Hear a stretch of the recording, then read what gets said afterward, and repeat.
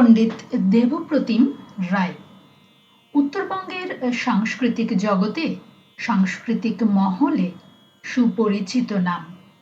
দীর্ঘ বছর তিনি সেখানে সঙ্গীতের চর্চা করেছেন। রয়েছে প্রচুর ছাত্রছাত্রী। আকাশবাণীর স্টাফ আর্টিস্ট ছিলেন তিনি। সৃষ্টি করেছেন প্রচুর সুর, প্রচুর গান।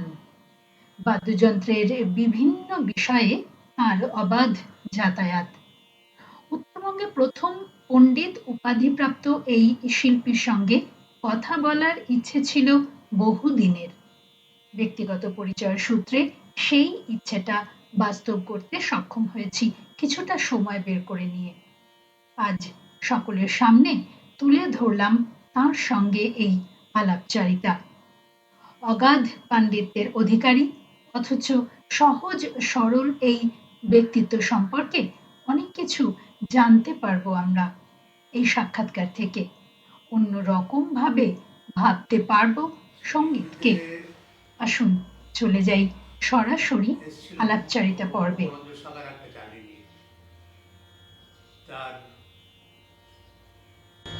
মানে আর্টিস্ট হিসেবে এখানে জয়েন করি লোকনৃত্য শাখা। এসেছিল তখন 82 সাল, আজকে থেকে প্রায় 43 বছর হয়ে গেল। তো তারপরে ওইখানে 10 বছর চাকরি করার পর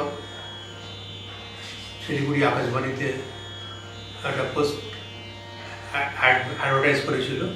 তখন তার বিজ্ঞাপন বেরিয়েছিল, আমি অ্যাপ্লাই করলাম। তখন সেটা পরীক্ষা দিয়ে সিলেক্ট হয়েছিল। সেতারে স্টাফ আর্টিস্ট নেওয়া হতো একটা আকাশবাণীর একটা।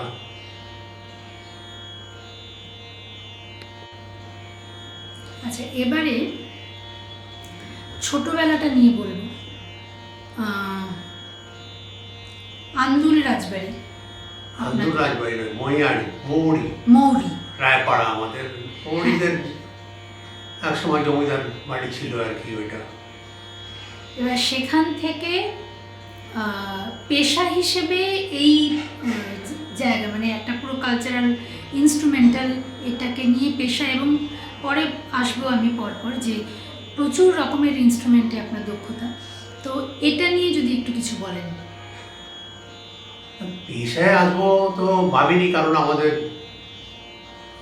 ফ্যামিলিতে কেউ প্রফেশনাল সিঙ্গার বা বাজিয়ে কেউ ছিল না, মানে কেউ। তো বাড়িতে সংস্কৃতির চর্চা ছিল, কিন্তু সঙ্গীত জগতে আসাটা নেহাতি মানে বাবার ইচ্ছেতে। এবং বাবা আমার মারা গেছেন তখন আমি ক্লাস 5-এ পড়ি, কিন্তু উনি হচ্ছেন সওয়ারেস কোম্পানিতে চাকরি করতেন, কিন্তু খুব ভালো হাত দেখতে পারতেন। তো সেই মানে অ্যামাচারিস্ট ছিলেন আর কি। তো হাত দেখে উনি বলে দিয়েছিলেন যে আমাকে যেন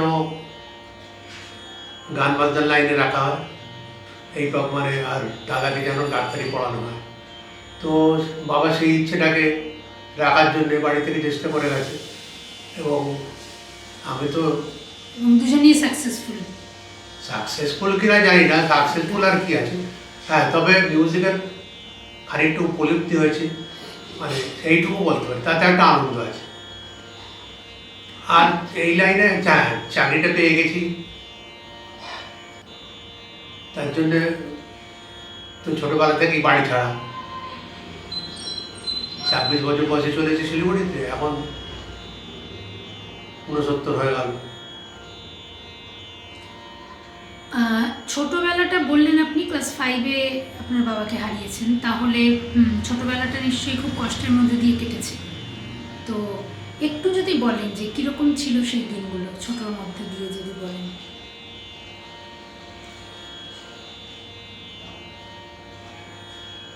সেই দিনগুলো তো আর কি, তখন যেহেতু সওয়ারেস কোম্পানিতে উনি ভালোই পোস্টে কাজ করতেন বাবা, কিন্তু ওদের কোনো পেনশন স্কিম ছিল না। তবুও ওনার কাজের যেহেতু খুব দক্ষ ছিল, সেই জন্য একটা অল্প টাকা একটা ইনসেন্টিভ করে দিত ওরা, তো তাই জন্য তো চলতো না ওরকমভাবে। তারপর ওইটা তো ফিক্সড রেট ছিল, মানে ফিক্সডই হয়ে গিয়েছিল, এবং তাই দিয়ে আমরা পড়াশোনা করেছি। তখন খালি ভাবতাম যে কীভাবে স্কলারশিপ পাওয়া যায়, মানে কোথাও স্কলারশিপ থাকে তখন সেটা আমাদের টার্গেট থাকতো। দাদারও তাই ছিল যে কিভাবে স্কলারশিপ নিয়ে পড়াশোনা করা যায়। তো এইভাবেই, তাছাড়াও তো স্ট্রাগল তো করতেই হয়েছে, সবাইকে করতে হয়, এবং সম্পূর্ণ তো বলা যাবে না সব। না না, এবারে স্ট্রাগল করে এই যে এই মিউজিক পেশাটা, এটা তো একটা সাধনার বিষয়। পড়াশুনো আর এটার মধ্যে একটু তফাৎ আছে বলেই মনে হয়। তো সেক্ষেত্রে কোনো দিন ছোটোবেলায় কোনো অসুবিধে হয়নি, সেরকম কিছু কি মনে পড়ে? মিউজিক নিয়ে এখন তখন যখন শিখছি তখন তো খুব ভালো লাগছে, কিন্তু যখন রবীন্দ্রভারতী পাস করছি, তখন এমএ পাস করে গেছি, তখন ফেলোশিপ করছি আমি, তখন মনে হচ্ছে মিউজিক তো নিয়ে হচ্ছে, কিন্তু ব্যাপারটা কি একটা মানে কেরিয়ার হিসেবে চাকরি তখন এত স্কোপ ছিল না, আজকে অনেক কিছু হয়ে গেছে। তো সেইটা তখন মানে ওই জন্যই একটা আমার রিসার্চটা আমি মানে কমপ্লিট করতে পারিনি, তার মাঝখানেই ছেড়ে দিয়ে চলে আসতে হচ্ছে। যখন ইউজিসি ফেলোশিপ পেয়ে ছেড়ে দেওয়াটা খুব কষ্টের ব্যাপার, কিন্তু ওরা যদি চাকরিটা না করলে পরে এইটা দিয়ে কী হবে জানি না। তো আমার যিনি গাইড ছিলেন তিনিও বলেছিলেন যে তোমার পিএইচডিটা হয়ে যাবে, কিন্তু চাকরি আমি দিতে পারবো কিনা, বা আমি কোনো ব্যবস্থা করে পারবো কিনা, বা তুমি পাবে কিনা, এই লাইনে এত কম স্কোপ আছে। তখন আরও ছিল আর কি। যাই হোক, যে একটা হাত পেয়ে গেছো, হাত করতে মানে নিয়ে নাও, কারণ আমাদের সেরকম তো ব্যাকগ্রাউন্ড ছিল না যে অনেক পয়সা আছে, সেটাই বলতে চাই। তাহলে হয়তো করতে পারবো না, কমপ্লিট করতে পারবো। নিজের ইচ্ছেটা আরো, হ্যাঁ, সেখানে একটু আক্ষেপ তো আছেই। সে তো থাকবে, যে তো আক্ষেপ হতে হতে ওটা এখন হয়ে গেছে ওটা। কিন্তু ওই যে বলেছিলাম, আমরা চাইতাম যে কোথা থেকে স্কলারশিপ পাওয়া যায়। মানে বিএ পরীক্ষা যখন দিই তখন একটা জানতাম যে আমি তখন ভাবছি এমএটা কী করে পড়বো, স্কলারশিপ আছে কিছু? বলছে হ্যাঁ, অফিস থেকে বললো যে হ্যাঁ, এগ্রিগেটে যদি নাম্বার পাওয়া যায় হায়েস্ট যে থাকবে ওইটা একটা করেই দেওয়া হয়, একটাই পাওয়া যাবে ন্যাশনাল স্কলারশিপ। মানে অনার্স পাস পেপার যা আছে সেইগুলো সব একসঙ্গে করে, কারণ অনার্স পেপারগুলোর চাপ বেশি থাকে, পাসগুলোর জন্য তো কেউ অত সিরিয়াস হয় না, ইলেকটিভ সাবজেক্ট ছিল। তো সেইগুলো পর এগ্রিগেটে যে হায়েস্ট পাবে সে একটা স্কলারশিপ পেতে পারে। তো তখন তাই নিয়ে তখন কিছু হবে কিনা জানি না, কিন্তু চেষ্টা করতে হতো। তো হয়ে গেল, তো এই করে এমএটা পড়া হয়ে গেল আর কি। যাই হোক, একটা সাপোর্ট তো হলো খানিকটা। এমএতেও তো পেয়েছিলেন স্কলারশিপ? না, এমএতে সে একটু ব্যাপার ছিল। এমএতে স্কলারশিপ না, এবার এমএ পাস করার পর কিছু নেই। এবার এমএ পাস করলে এবার রানিং ইয়ারের যে স্টুডেন্ট থাকবে সেই পিএইচডির জন্য সিলেক্টেড হয়। তখন তো নেট ছিল না কিছু, আর আমাদের ইউনিভার্সিটিতে রবীন্দ্রভারতীতে 5 বছর অন্তর একটা করে কোর্স ছিল। ইউজিসি থেকে দিয়ে দিত প্রতি ইউনিভার্সিটিকে কিছু মানে কিছু একটা কোর্স দিত, 5টা স্কলারশিপ দেওয়া হবে, এরকম একটা করে দিত নিশ্চয়ই। তো সেইখান থেকে যত ডিপার্টমেন্ট আছে ওইটা রোটেট হতো, এইবার ডিপার্টমেন্ট এ পাবে, ওই রকম করে দেখা গেছে যে 5 বছর অন্তর একটা ডিপার্টমেন্ট একটা করে কোটা আছে। তা আমরা যে বছর পরীক্ষা দিয়েছি তারপরের বছরই ওইটা ছিল আর কি, যে ইনস্ট্রুমেন্টাল মিউজিকের একটা আসবে, সেটাতে তো সিলেক্টেড হয়েছিল। তো সেটাতে সিলেক্ট হয়েছিল, তারপরে চাকরির জন্য সেটা কন্টিনিউ করা গেল। কিন্তু সেইটা তো জুনিয়র ফেলো হিসেবে 4 বছর, সিনিয়র ফেলো 2 বছর, 400 টাকা 600 টাকার ব্যাপারটা ছিল। কিন্তু আমার কাছে স্কলারশিপ পাবো এখন আবার কিছুদিন চলবে এটা নিয়ে। হ্যাঁ, রিসার্চের ব্যাপারটা আমার যেহেতু সাইকোলজি অফ মিউজিক ছিল, খুব মানে ভালো লাগতো, খুব ইন্টারেস্টিং ব্যাপার, একটা খুব ইনোভেটিভ ব্যাপার, অনেক কিছু নিজে চিন্তা ভাবনা করে করতে হতো। কিন্তু সেটা গাইড ছাড়া মানে দূর থেকে করা সম্ভব ছিল না। এর জন্য শিলিগুড়ি চলে আসার পর ওটা ডিসকন্টিনিউ হয়ে গেল। ইউজিসি ফেলোশিপ করতে গেলে তো ইউনিভার্সিটিতে ক্লাস নিতে হয়, তো সেইটা নিতে পারতাম না, বা নেবো কী করে। তো মানে সেইটা যেহেতু টাকাটার প্রয়োজন ছিল, সেইটার জন্য নিজের নিতেই ইচ্ছেটা। হয়েছে, মানে ইচ্ছেটাকে চেপে রাখতে হলো, কি করা যাবে। কলকাতা থেকে শিলিগুড়ি একদম অপরিচিত জায়গা, কিভাবে নিজেকে মানিয়ে নিলেন মানসিকভাবে? চাকরি পেয়ে তো এসেছেন, মানসিকভাবে প্লাস নিজের কেরিয়ার সেইভাবে ধীরে ধীরে উন্নতি, এটা কিভাবে দেখবেন আপনি? না, চাকরি পেয়ে এসেছি, আমি দেখলাম যে এখানে শিলিগুড়ি তো এখন তখন 82 সালে এসে এখানে প্রকৃতি তো দেখার মতো না উত্তরবঙ্গের, সেই জন্য একটা খুব ভালো লাগা তৈরি হয়েছিল যে বাড়ি ছেড়ে এসেছি। আর আমাদের পুরনো বাড়ি ওখানে সেই একটু জমিদার বাড়ির মতো ব্যাপারটা, ঢুকেই ভিতরে দুর্গা মণ্ডপ, তো সেই জায়গাটা আমার খুব ভালো লাগতো। মানে রাত্রিবেলা ফিরে প্রতিদিন আমি দাঁড়িয়ে থাকতাম যে খানিকক্ষণ, যে ঝিন্দের মন্দির মতো একটা ওইরকম দুর্গের মতো বাড়ি, তো সেইটা ছেড়ে আসতে খুবই খারাপ লাগতো তখন। কিন্তু এসে মানে উত্তরবঙ্গের প্রকৃতিকে পেয়ে গেল, এইটা মানে কাঞ্চনজঙ্ঘাটা সকালবেলা দেখলেই মনে হতো যে বাবা এরাও সোনার মতো ঝকঝক করছে, তো সেইটা বিশাল পাওয়া।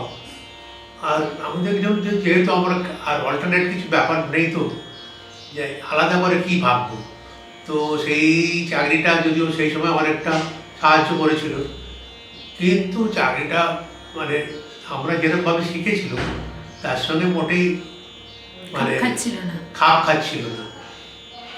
আমরা শুধু প্রিয় ক্লাসিক্যাল নিয়ে চর্চা করেছি, তো এখানে একটা নাটকের ইউনিট, লোকরঞ্জন শাখা, অনেকেই তার একটা মিউজিশিয়ান হিসেবে কাজ করা, হয়তো অনেক সময় মিউজিক ডিরেকশনও দিয়েছি, কিন্তু সে তো নাটকের ব্যাকগ্রাউন্ড হিসেবে। ওই কাজের স্যাটিসফ্যাকশনটা পাচ্ছিলেন না, চাকরিটা ঠিক আছে। হ্যাঁ, তো সেইটা কিন্তু এখানে সব, যেহেতু বেশিটাই আমাদের তখন ইউনিটটা কলকাতা থেকে এখানে এসছে, মানে এখানে একটা নতুন করে হয়েছে, তো বেশিটাই অধিককার ছিল, আর সবাই নতুন, আর সবাই খুব আপন করে নিয়েছিল আর কি, সেই জন্য ভালো লাগতো, পরিবেশটা ভালো। কিন্তু চাকরিটা বাইরে বাইরে গিয়ে নাটকের পিছনে মিউজিক দেওয়ার জন্য তো মানে এতদিন ধরে তাহলে কি শেখাটা কী হলো, তো সেইটা যাই হোক করে তারপর 10 বছর হওয়ার পর তারপরে রেডিওতে একটা সুযোগ এলো, রেডিওর একটা তাদের পোস্ট একটা ক্রিয়েট হলো এখান থেকে। রেডিওতে অনেক রকম তো পোস্ট আছে, তা একটা স্টাফ আর্টিস্ট একটা ছিল, এখন তো সেসব মানে এখন আর নেই, তুলে দিয়েছে। রিক্রুটমেন্ট হচ্ছে না আর কি, এখন সব ক্যাজুয়াল হচ্ছে, তখন পার্মানেন্ট পোস্ট হিসেবে কিছু ছিল, একটা সুযোগ পেয়ে গেল, তো তাইতে আবার পরবর্তী অধ্যায়টা চললো। আর এখান থেকেই আমার রেডিওর ক্যারিয়ার যা কিছু হয়েছে, শিলিগুড়ি আকাশবাণী থেকেই বিআই, এ গ্রেড, টপ গ্রেড, এখান থেকেই হলো। হ্যাঁ, এবারে নর্থ বেঙ্গলে আপনি প্রথম পণ্ডিত দেবপ্রতিম রায় এই উপাধিটা পেয়েছেন। এবার এটা নিয়ে বলুন কিভাবে এটা সম্ভব হলো, আর আপনার কেমন লাগছে? পণ্ডিতটা ধরো ওই রকম, মানে আকাশবাণীর যারা টপ গ্রেড আর্টিস্ট হয়, মানে ক্লাসিক্যালে শাস্ত্রীয় সঙ্গীতে যারা টপ গ্রেড হবে, ভোকালি হোক, ইনস্ট্রুমেন্ট হোক, যে কোনো বিষয় হোক, তাদের যখন নাম বলা হবে তখন তাদের পণ্ডিত অথবা ওস্তাদ বা বিদুষী বলতে হবে। এইটা হচ্ছে আমাদের আকাশবাণীর নিয়ম আর কি। তো সেই হিসেবে যেহেতু আপগ্রেড একটা পণ্ডিত, এখন সার্টিফিকেটও দিচ্ছি, যাই হোক সেটা কথা না, এই হিসেবে। আর হ্যাঁ, উত্তরবঙ্গের প্রথম একটা শাস্ত্রীয় সঙ্গীতের টপ গ্রেড, সেইটা যে বার করতে পেরেছিলাম বা পেয়েছি, যে সেটার জন্য ভালো। আমি তখন দুটো জায়গায় বলেছিলাম তখন সম্বর্ধনায় যে এটা দিয়ে শুরু হলো, এরপর নিশ্চয়ই পাবে, পেয়েছে তো, পেয়েছে, তারপর যারা একজন পেয়ে গেছে, তো শুরুটা হয়েছিল, তার জন্য একটু ভালো লাগা তো আছে। এবারে বলুন যে সেই যে শুরু করেছিলেন আপনার জীবন, কর্মজীবনের শুরু, আর এই যে এত পাওয়া, কি মনে হয় যে কোনো আক্ষেপ না, মনে হয় যে না, যা পেয়েছি, যা অর্জন করেছি সেটা আমার জন্য ঠিকঠাক? মানে আমি আমি আমি খুশি না মানে আপনার এইবার ধরো অর্জন ব্যাপারটা হচ্ছে মানে একটু অন্যরকম রিলেটিভ ব্যাপার। কি অর্জন করেছি, না কি অনেক অর্জন টাকা আমি পয়সা অনেক খ্যাতি সেটা তো করিনি। তার জন্যে অনেক কিছু ব্যাপার আছে। তার জন্যে ছোটবেলা থেকে একটা সাপোর্টের দরকার, সেইগুলো সেই অর্থনৈতিক সাপোর্টটাও ছিল না। আর তারপরে অনেক কিছু রয়েছে যাকে সেগুলো নিয়ে আলোচনা করছি না। তো সেইগুলো আমি করতে পারিনি বলে তার খ্যাতিটা তো হয়নি সেই অনুযায়ী। এখন কিন্তু এইগুলো আমি এইগুলো বলবো খ্যাতি তো টপ গ্রেড হয়েছি কি হয়েছে সেগুলো হতে পারে, যে ন্যাশনাল সেটাই প্রোগ্রাম বলতে করেছি পারছি সেগুলো হতে পারে, কিন্তু যেরকম খ্যাতি বিদেশ যাওয়া সেগুলো তো নেই। না তো ঠিক সেগুলো আছে আচ্ছা এইবার যেগুলো অর্জন করা, যে হ্যাঁ মিউজিকটাকে কতটা উপলব্ধি করেছি, হ্যাঁ আমি এটাই সেই সঙ্গীতটাকে, শাস্ত্রীয় সঙ্গীত কি, শাস্ত্রীয় মানে তো ক্লাসিক্যাল মিউজিক নয়।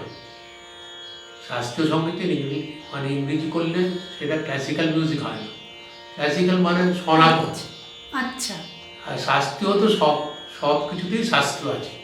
হ্যাঁ সব কিছুরই তো একটা সুতরাং আমরা শাস্ত্রীয় ইংরেজিও বলি না, শাস্ত্রীয় বাংলাও বলি না। তো যেহেতু সাহিত্য তার মধ্যেও একটা গ্রামার আছে, শাস্ত্র মেনেই চলতে হয়। শাস্ত্রটা মানলে, শাস্ত্রটা তো পরে হয়েছে, আগে তো সুরটা হয়েছে। যেমন আগে ভাষা তৈরি হয়েছে তারপরে শাস্ত্র হয়েছে। কেন তাকে ঠিকমতো প্রয়োগ করা, সে ভাষাটাকে আরও যাতে সেটা আরও রিচ হয়, মানে তার আরও যাতে উন্নত হয়, সেই জন্য শাস্ত্রগুলো তৈরি হয়েছে। তারপরে পরে এটাকে মেনে চললে তাহলে ঠিকমতো তুমি প্রয়োগ করতে পারবে, যে কোনো ভাষাই হোক তার শব্দগুলোকে। তো আমাদের সুরেতেও তাই ব্যাপারটা। শাস্ত্রীয়, আমি তো বলি শাস্ত্রীয় সঙ্গীত কেন, শাস্ত্র তো থাকবেই, কিন্তু ক্লাসিক্যাল কেন? আজকে যে কোনো আমাদের যেমন মহাকাব্য বলুন, রামায়ণ মহাভারত ইলিয়াডোসি, বা শেক্সপিয়ারের নাটক, বা রবীন্দ্রনাথের সব কিছু ক্লাসিক্যাল সিরিজ বলি আমরা, এটা খুব চালু কথা যে ক্লাসিক্যাল সিরিজে। তো ক্লাসিক্যাল কেন, যে সনাতন যুগ যুগ ধরে চলে আসছে, এটা যেটা যুগ যুগ ধরে চলে আসছে, যার একটা সনাতন ব্যাপার রয়েছে, তো তাকেই ক্লাসিক্যাল বলা হবে। যে আজকে আমাদের যে মিউজিকটা আমরা করছি, যে সঙ্গীতটা করি শাস্ত্রীয় বলে যেটা করা হয়, সেটার আরম্ভ সেই রাগের নাম ভৈরব রাগের নাম সেই 8th সেঞ্চুরি থেকে পাওয়া যাচ্ছে। জানি না তখন ভৈরব কী ছিল, জানাও যায় না। আচ্ছা আজকে ইমন রাগটা অতি সাধারণ, মানে সবাই চেনে এত, সেটাও তো 13th সেঞ্চুরি থেকে আমির খসরু থেকে তা শুরু হয়েছিল। তা এত যুগ, মানে এত বছর ধরে, এই 300 চলছে। বছর 400 বছর। হ্যাঁ আগে তো রাগের এরকম, ধরো তানসেনের আগে, মানে স্বামী হরিদাসের আগে ধ্রুপদ গান ছিল না, প্রবন্ধ গান, কিছু গদ্যের মতো কথা, প্রবন্ধের মতো, সেগুলোকে সুর করে করে বলা হতো। তার আগে পাঁচালি ছিল।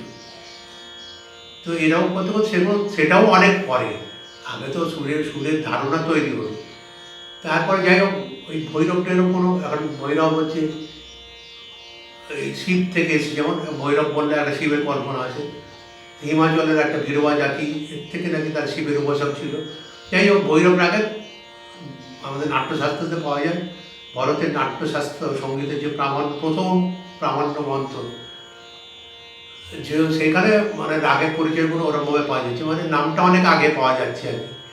তা সেটা রাগ ঠাক কীরকম কী ছিল জানা যায় না।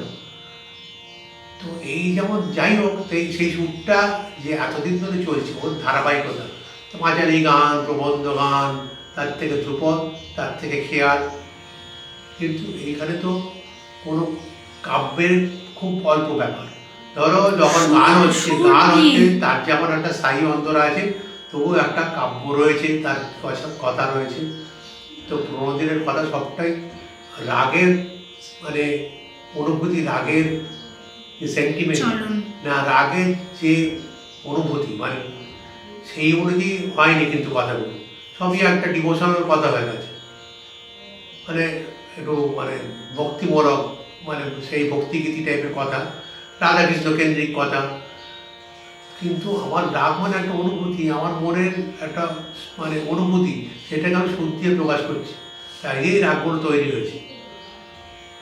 তো সেই রাগটা যখন গান হচ্ছে, সেটাকে গানটাকে ধরে রাখার জন্য একটা কথার আশ্রয় আমরা নিই, ঠিকই আছে, সেটা খেয়াল হলো। কিন্তু আমরা যখন বাজাচ্ছি যে কোনো ইনস্ট্রুমেন্টই হোক, তাহলে কোনো কথা নেই তো, তাহলে তাতে যে আধ ঘন্টা 1 ঘন্টা 2 ঘন্টা 3 ঘন্টা ধরে যে বাজাচ্ছি, বিভিন্ন রাগ বাজাচ্ছে, তার কী করে লোকের মনে হচ্ছে যে এটা খুব দুঃখ লাগছে, এটাতে আনন্দ লাগছে, এটাতে শৃঙ্গার লাগছে কিছু, এটাতে একটু রোম্যান্টিক অনুভূতি হচ্ছে, লাগছে তো লোকের মনে তো হচ্ছে।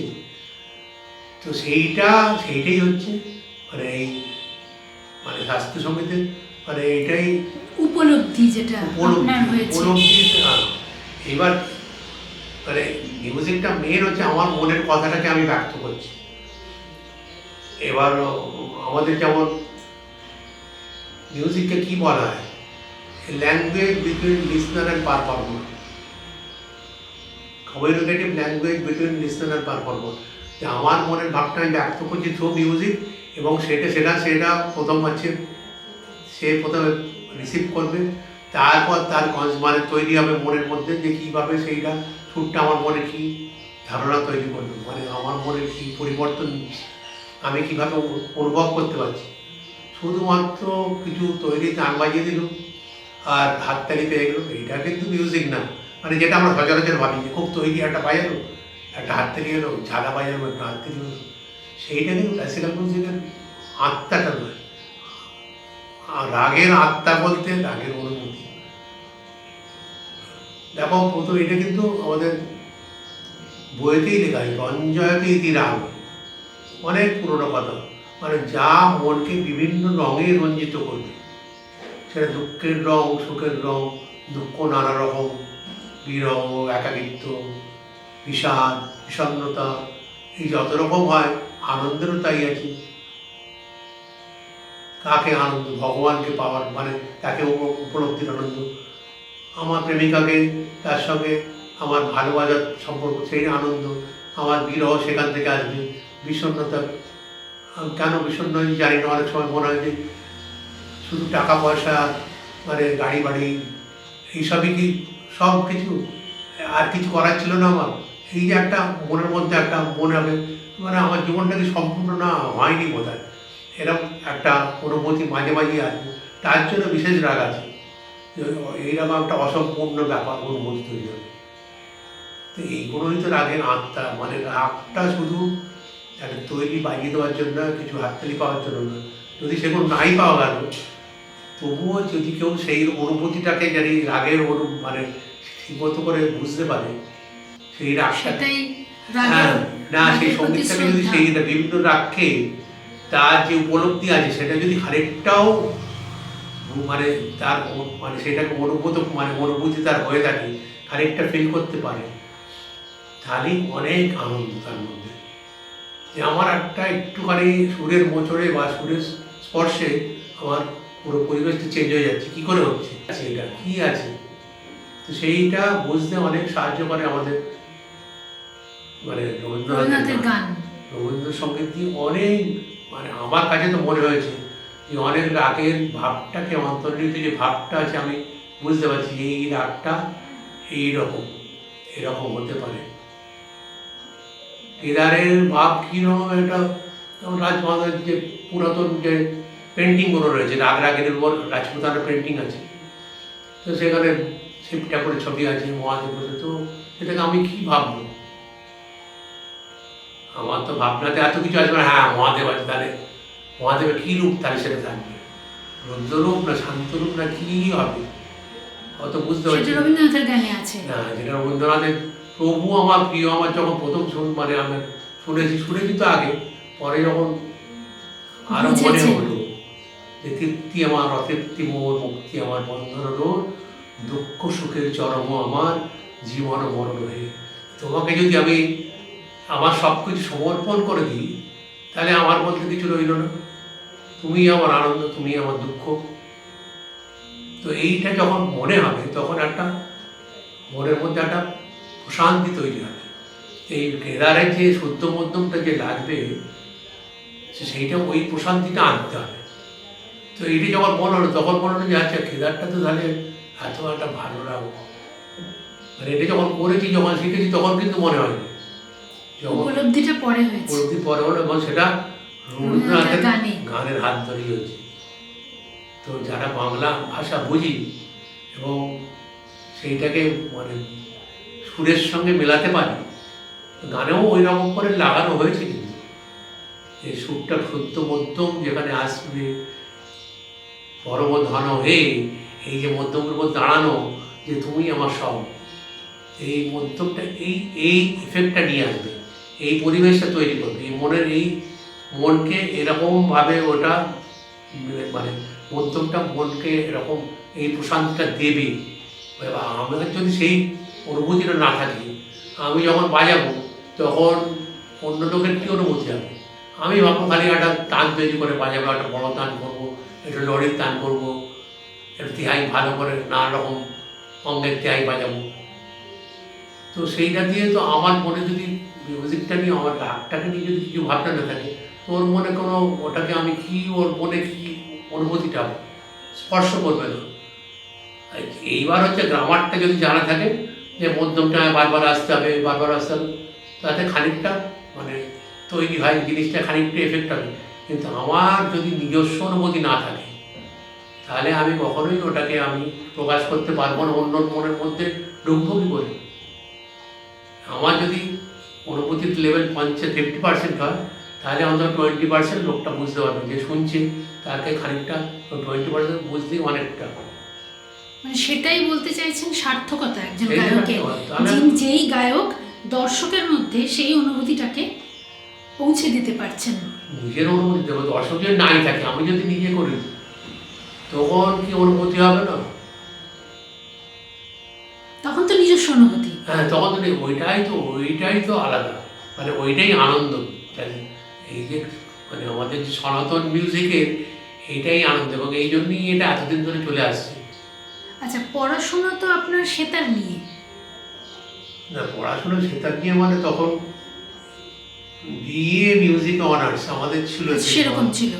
তাহলে সেতারের অনার্স এক্সপার্টাইজেশন। পেপারটা 8টা পেপার, আচ্ছা, আর পাস পেপারে যে আমাদের তো তখন অনেক কিছু ছিল আর কি।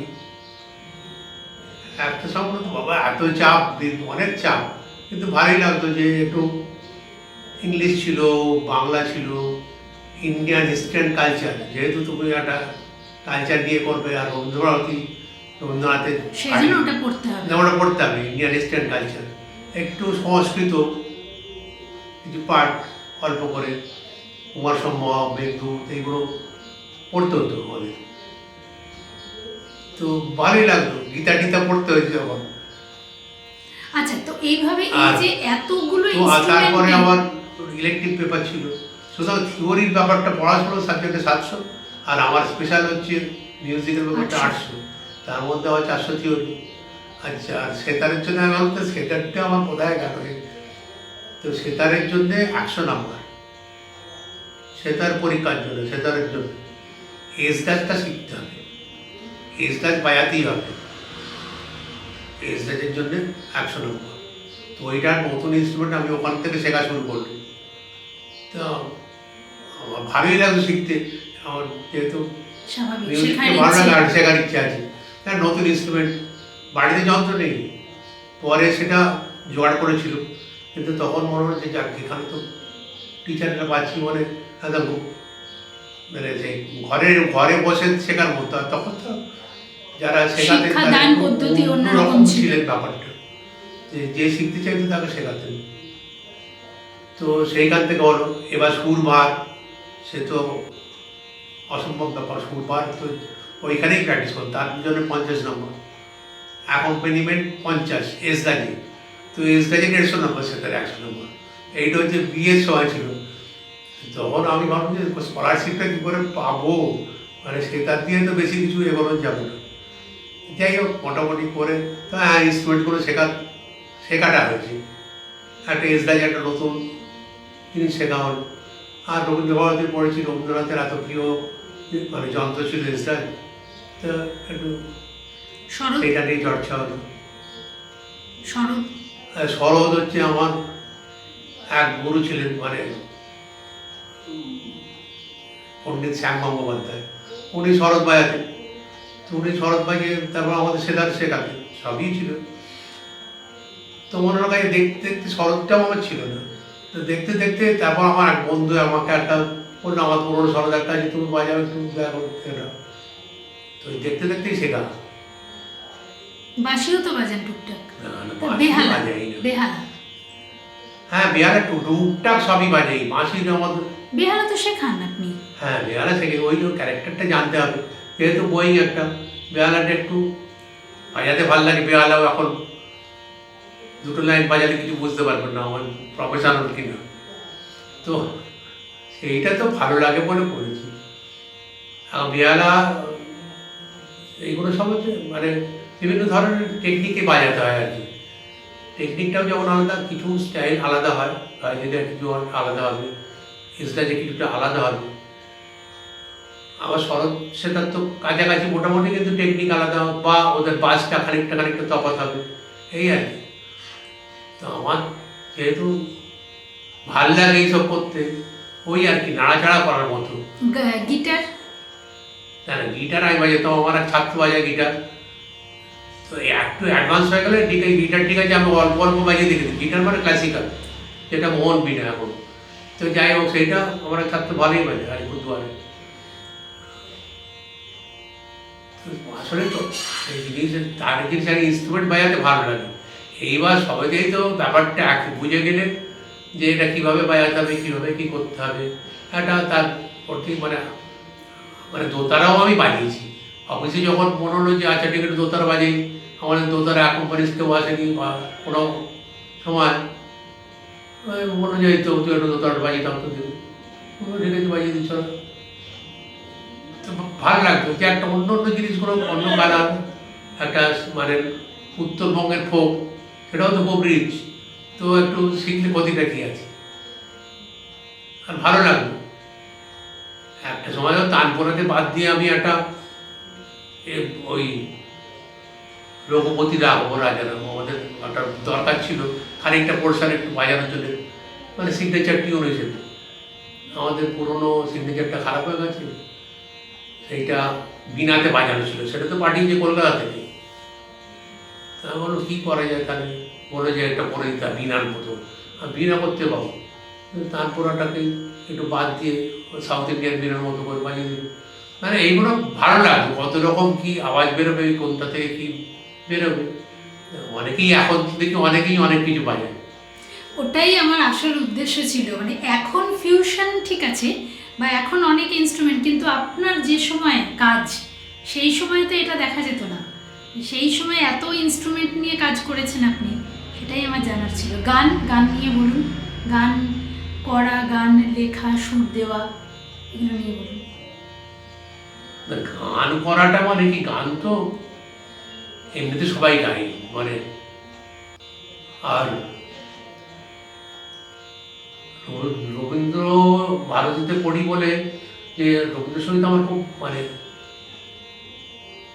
মানে কি বলবো, খুব সফট কর্নার আমার কাছে, খুব সেটা এখনো হয়েছে। মানে রবীন্দ্রসঙ্গীত দিয়ে কেউ কিছু বললে আমি তাকে ছেড়ে কথা বলবো না।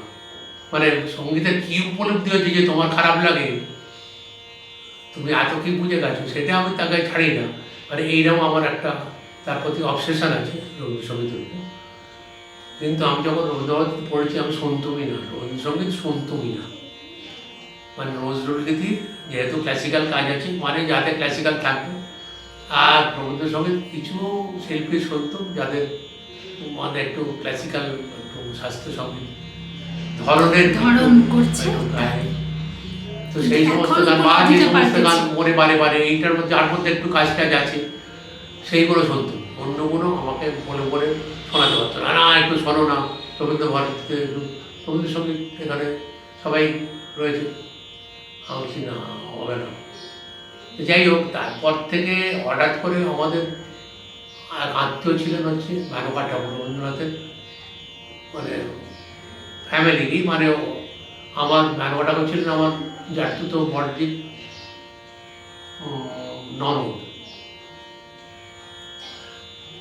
তো সেই মেনকা ঠাকুর হচ্ছে অবনীন্দ্রনাথ ঠাকুরের মেয়ের মেয়ে, অবন ঠাকুরের নাতনি। তো সেই মেনকাদি বললেন, তো বড়দির বাড়ি যাওয়া ছিল, তুই আমাদের ফ্যামিলি পিরালি গোষ্ঠী, তুই আর ঠাকুর বাড়ির সঙ্গে সবাই যোগাযোগ রয়েছে, আমাদের বংশের জিনিসটা করবি না, বল সিংজি। ঠিক আছে, আমি আমার অত ভালো লাগে না, কী করবো। আসলে তখন কথা কথা অত ভাবতুম না তো। তো পিরালি ব্রাহ্মণ এটা শুনেছো তুমি কি? আপনার কাছে শুনেছি, হ্যাঁ। আপনি বলুন বলুন এটা নিয়ে। যে পিরালি ব্রাহ্মণ হচ্ছে যশোর জেলায় একটা ব্রাহ্মণ পরিবার ছিল, তার 4 ভাই ছিল তারা। তো তাদের নাম আমিও সঠিকভাবে যেগুলো যেগুলো শুনেছি, তো সেই যশোর জেলার পিরোলা পরগনা অথবা কোনো একটা মানে যে কোনো একটা জেলা, যাই হোক, তাদের দুজন হচ্ছে তাদের সাথে দুজনের সঙ্গে মুসলমানদের মানে মুসলিমদের সখ্যতা অথবা তারা মুসলিম ধর্মে ধর্মান্তরিত হয়েছিল, কিছু একটা হয়ে থাকতে পারে। সে অনেক পুরনো ব্যাপার, মানে সে 400 বছরের কাছাকাছি, 300-400 বছর হতে চলতো এখন। তো তাদের আর যে 2 ভাই ছিল, তারা যেহেতু ব্রাহ্মণ পরিবার, এবার তাদের একবারে করে দিল। এবার ওই পিরৌলা পরগনার ব্রাহ্মণ বলে পিরালি হতে পারে, অথবা ওই যে মানে দুজন ভাই মুসলিম ধর্মান্তরিত হয়েছিল বা যে কোনো কারণে, তো তাদের একজনের নাম পীর আলী ছিল, একজনের নাম পীর, একজনের নাম আলী, এটাও হতে পারে। যার জন্য বাকি দুজনকে হচ্ছে পিরালি বলে তারা, বাকি দুজনের বংশধর পিরালি? না, তারা পিরালি বলে তাদের আলাদা করে এক ঘরে করে দিয়েছিল, সমাজচ্যুত খানিকটা এক ঘরে করে দিয়েছে। তারা তারপর চলে আসে, তখন এদিকে চলে আসে। এদিকে এসে মানে একজন বর্ধমান মহারাজার নায়েবের চাকরি করতে, আর একজন হচ্ছে পাথুরিয়া ঘাটা যে ঠাকুর বাড়ি এখন সেইখানে উনি এসছিলেন। তো এইবার হয়তো কি মানে তখন তো যেহেতু সবাই জানতে পারে যে এটা পিরালি, এবার তাদের মধ্যে বৈবাহিক সম্পর্ক, যে কোনো সামাজিক সম্পর্ক আর ওই নিজেদের মধ্যেই হতো। ওই যে রতিদেবের ওই দিক থেকে আর এদিক থেকে সুখদেব রায়চৌধুরী, তাদের বংশধরদের মধ্যেই সব কিছু হতো। তারপরে বংশ বড় হয়ে গেছে, তারপরে তো ঠাকুর বাড়ির মানে দত্তপুত্র হয়ে গিয়ে ব্যাপারটা অনেক ছড়িয়ে গেছে। কিন্তু আমাদের মানে আমাদের ঠাকুরদাদাদের সময় বা আমার বাবার সময় ওই একটা পিরালি ব্রাহ্মণ বলে একটা চালু ছিল, যে এ বাবা সবাই এসে সব ব্রাহ্মণদের সঙ্গে এদের কাজ হবে না। এই জন্যে ঠাকুর বাড়িতেই আমার বড় পিসির যেমন ঠাকুর বাড়িতেই বিয়ে হয়েছিল, আবার যারটা তো বড় ঠিক সেই ঠাকুর বাড়ির আত্মীয়দের সঙ্গে বিয়ে হয়েছে নিজেদের মধ্যে? নিজেদের মধ্যে। তো এইবার ওই ম্যাডামাদি বললেন যে রবীন্দ্রসঙ্গীত করো, সেই জোর করে শেখাতে শুরু করলেন। সেইখান থেকে আস্তে আস্তে এখন যখন ভালো লাগাটা তৈরি হতে শুরু করলো আস্তে আস্তে, তারপর আমাদের বন্ধুরা ওখানে ছিল, তারপরে আস্তে আস্তে দেখুন যে ভালো লাগছে। এবার তখন সুচিত্রা মিত্র ওখানে শেখাতেন, তো ওনার চণ্ডালিকা সবাই জানে, খুব বিখ্যাত। এই চণ্ডালিকা নৃত্যনাট্য আমরা সব পায়াতে যেতাম। তো সেখানে ওনার গান শেখানোটা দেখে মনে হচ্ছে ওই বাবা এইরকম লেভেল, না এইরকম ব্যাপারটা শুধু তো গানটা কার কাছে হয়ে গেল ভাবলে হবে না, গানটার মধ্যে থেকে কি তার বক্তব্য এবং সেটা কিভাবে সুরের মাধ্যমে আসছে, কোনোটাই কিন্তু বেশি চলবে না। যেমন নজরুলগীতিতে এখন যেমন অনেক গানেতেই বোঝা যায় না কথাটার ব্যঞ্জনা কি, কারণ এত কাজের ভারে সে মানে ফেলে পড়েছে। কাব্য সঙ্গীত যে কী হওয়ার পারে, তার সুরটাও যেমন থাকবে, কাব্য মাধুর্যও তেমনি থাকবে। তো সেইটা রবীন্দ্রনাথের গান দিয়ে আমি প্রথম বুঝতে শিখলাম যে এইরকম কাব্য সঙ্গীতটা এরকম হবে। এবারে আমি যেটা বলতে চাইছি সেটা হলো আপনার নিজের গান, আপনার নিজের কথা সুর দিয়ে নিজে অনেক গান রচনা করেছেন আপনি, আকাশবাণীর জন্য ছাত্রছাত্রীদের শিখিয়েছেন, সেটা নিয়ে বলেন যদি। সেটা আর কি আছে, আমাদের বাবাও কবিতা লিখতেন, দাদাও লিখত কবিতা। তো সেটা কবে থেকে শুরু হলো, মানে সেটা কি মানে গান কাজের সূত্রে না অনেক আগে থেকে? লেখাটা আমার কলেজে যখন পড়ি তখন, এমএ যখন পড়ি তখন কিছু কিছু বন্ধুরা বলতো যে লেখ না একটুখানি, এটা শুরু করে একটা লিখতে দেখি, কোনো একটা হয়তো কিছু গান, একটা গান তৈরি কর। আমি ছোটো ছোটো একটু কবিতা লিখে দিত, কাউকে কিছু একটা লিখে দিত হয়তো। তো যেটা তখন মনে হলো যে গান একটু করলে, তখন খুবই অল্প করেছি, কয়েকটা গান। আবার আমাদের পাড়াতে যখন পুজো হতো তার জন্যে একটু দুর্গা পুজো হচ্ছে, একটু নতুন পুজোর গান একটুখানি সবাই মিলে গাইছি, কোরাস। আমাদের যারা জাগ্রত ভাইজিরা রয়েছে সবাই বা আমরাও নিজেরা গাইছি। তো ভালো লাগতো একটা, কিন্তু অল্প সংখ্যক করেছিল তখন। আকাশবাণীতে এসে যখন দায়িত্বটা পেলাম, আমার গান মানে একটা আমাদের কমিউনিটি সং রিসেন্ট প্রোগ্রাম বলে একটা চালু ছিল, মানে বিভিন্ন কমিউনিটির গান, মানে তার একটা প্রোগ্রাম হতো রোববার সকালবেলা।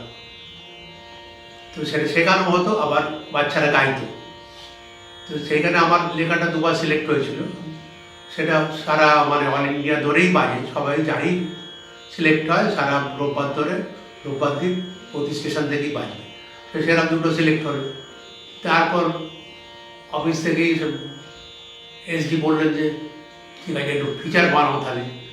যখন লিখতে শুরু করেছে তখন সেই একটা আবার ন্যাশনাল ইন্টিগ্রেশনের উপর লেখা হলো, অমৃতস্ব মুদ্রা। তখন ফিচারও হচ্ছে, গান লেখা হচ্ছে, মানে ন্যারেশনটা হচ্ছে, গান লেখা হচ্ছে। তারপরে আস্তে আস্তে ওই দুর্গা পুজো নিয়ে তো অনেক ফিচার আছে আমার এখন, হোলি মানে দোল নিয়ে, বিভিন্ন অনুষ্ঠান নিয়ে মানে অনেক ফিচার তো করেছি। তারপরে রাগ রূপ নিয়ে একটা যুবদের অনুষ্ঠানে একটা করেছিল, রাগের কিরম, তার ইমোশনটা কীরকম হবে, শুধু বাদী সমাধি দেখলাম না, তার মধ্যে যে একটা তার অনুভূতিটা কীরকম, সেইটা নিয়ে কিছু আবার তৈরি হলো।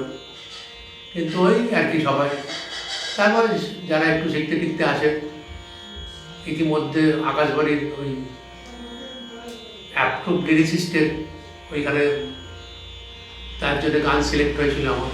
তো সেই অ্যাপ্রুভ লিরিসিস্টের বলে সেই তকমাটা পেয়েছি। তাই আকাশবাণীতে যখন কিছু শিল্পীরা গায়, যে ওখানে অনেকেই গায়, কারণ আকাশবাণী অ্যাপ্রুভ লিরিসিস্ট হতে হবে, এখনও সেই নিয়মটা আছে, সবার গান গেয়ে দিলে চলবে না। তো তার কিছু নিয়মকানুন আছে আর কি, সব ধরনের কথা লেখা যাবে না, সব কিছু করা যাবে, এই আছে। তো যাই হোক, সেই করতে করতে সবই আস্তে আস্তে হয়ে গেছে, কাজের সূত্রে হলো আর কি। এগুলো ভালো লাগতো আমার বলে, আর একটু যে হোক, টাকা পয়সা দিয়ে কী হবে, আনন্দটাও তো দরকার। কবিতা লিখে অনেকেই তো কবিতা লেখে, সব কবিতা সবাই পড়তে পারে না, সব কবিতা সবাই পড়েছে, কিন্তু কবি কেন লেখে, তার লিখতে ভালো লাগে বলে লেখে। তো এটাও তাই, যে আমি আমার করতে ভালো লাগছে আঁকার মতো, যে মনে হয় এটার উপর এটা ফুটে উঠছে, আমার কাছে যদি মনে হয় এই ভাবটা ফুটে উঠছে, তাহলে অন্য জায়গায় খানিকটা হলেও উপলব্ধি করতে পারে।